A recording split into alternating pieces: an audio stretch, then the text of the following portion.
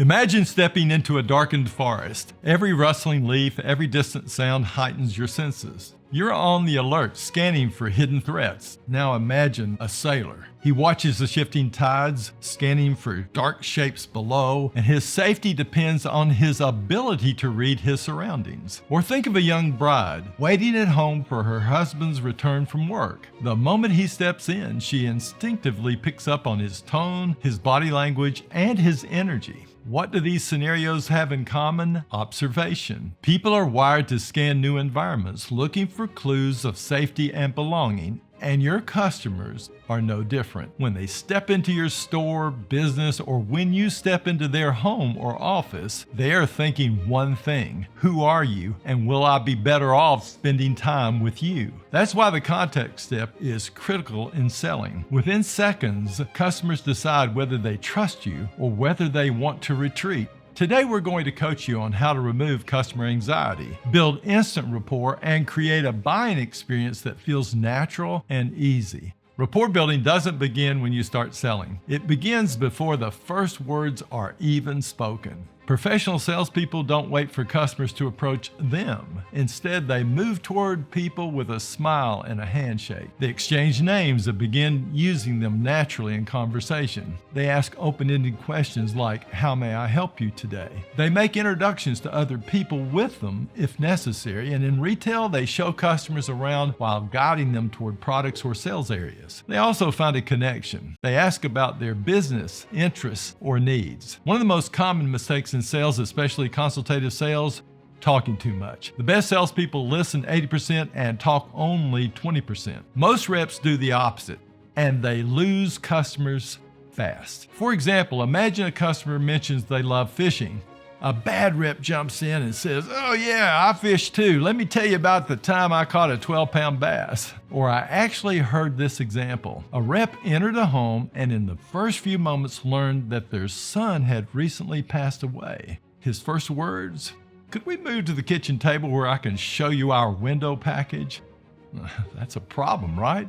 No empathy right off the bat. Or the conversation simply becomes about the rep instead of the customer. Instead, skilled reps ask follow-up questions. "Oh, really? What kind of fishing do you like?"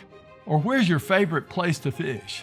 Or in the second example, "I'm so sorry to hear about your loss," and they simply wait for their reply. This makes the customer feel valued and heard. So let's change the picture. Think about the first time you walked into a store. Did someone ignore you, making you feel invisible, or did a rep push you too hard, making you uncomfortable? Customers feel anxiety when they enter a sales environment because they don't know how they'll be treated. That's why the greeting is one of the most important steps of the Sell with Class process in retail settings. Great salespeople remove that fear instantly with a warm and genuine welcome, a lighthearted opening question, or a smile that puts people at ease. Some reps even use humor. A friend of mine greets customers by saying, "Well, I'm glad you came to see me. How can I confuse you today?" This simple moment breaks tension and allows the customers to relax into the buying process. In business sales, rapport starts long before you walk into the meeting because great reps do their homework by researching the company's background and industry, the buyer's role and pain points, and their recent business developments. And then when they arrive at the appointment, they observe everything: the parking lot and exterior, the office and the environment, the way employees interact when the meeting begins, and they don't jump right into selling. Instead, they introduce themselves, explain the purpose of their meeting, and explain how they work, and ask permission to ask questions.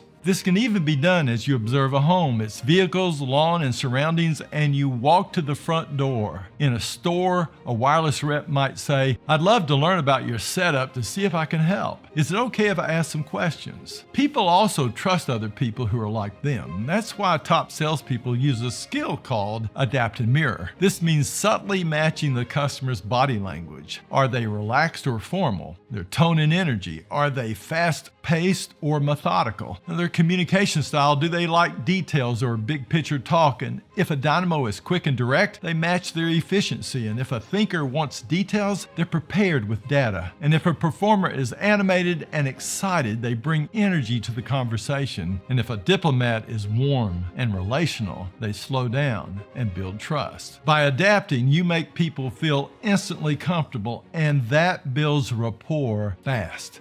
Before we wrap up, here's your quick contact and rapport checklist. Greet customers within the first second. In a retail setting, move toward them and don't wait for them to approach you. Introduce yourself and exchange names and explain how you work, your process. Listen 80%, talk 20%. Find a connection point, and again, in the retail setting, simply ask, "How may I help you?" with sincerity. And in all customer environments, adapt to their communication style. When sales reps do these things, they remove anxiety, create trust, and set the stage for a great buying experience. Remember, customers don't buy from sales reps, they buy from people they trust. By mastering the contact step, you begin to create a buying experience people love. And that leads to more sales, referrals, and repeat business. Thanks for joining me today, and please like and subscribe if the content is helpful.